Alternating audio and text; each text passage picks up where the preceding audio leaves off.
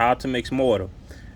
If you're doing it for home, so what you want to do is you want to put your mix, you want to put your powder in a bucket dry, and the purpose of that is so that you can beat it up, make sure you get rid of all the lumps, make sure there are no lumps. It's a good fine powder so that when you pour the water, it'll mix properly. Next thing, you want to make sure you have at least an 8 to 10 amp power drill, because it'll handle up to a half a bag effectively. Anything more than you're overloading the drill, it starts spitting out all kind of sparks and stuff like that, and it'll wear it out.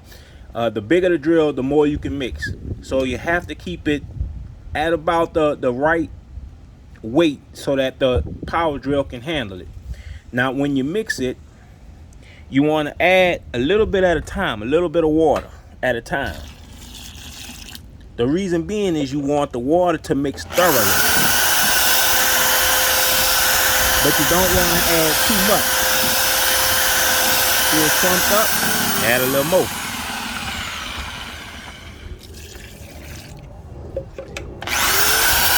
Now this method you can use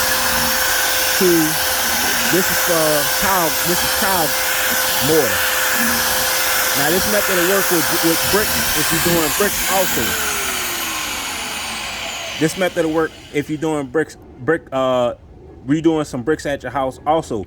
The reason that you want to do it slowly is because you want it to be a pasty form. And when they say pasty, what they mean is you want it to be dry, almost dry.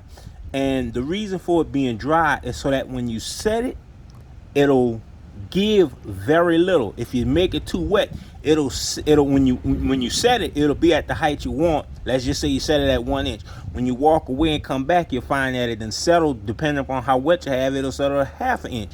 Sometimes it'll go down maybe a ¼ inch. But the drier it is, the less that it's going to settle, and that way you have a very slight variation of difference in set height and dry height.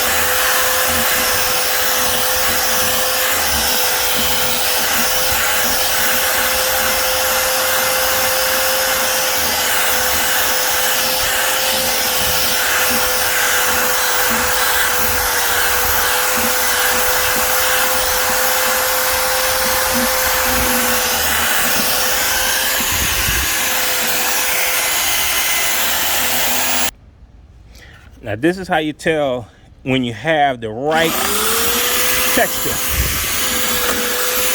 When it's done, when you mix it, and you see it's thoroughly, everything has been touched by the moisture. When you're done,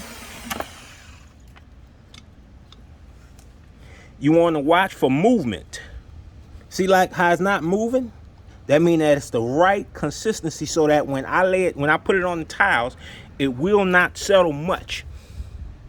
Maybe just a little bit, maybe about 2-3%, but it won't settle much. When it's too wet, that stuff is gonna fall.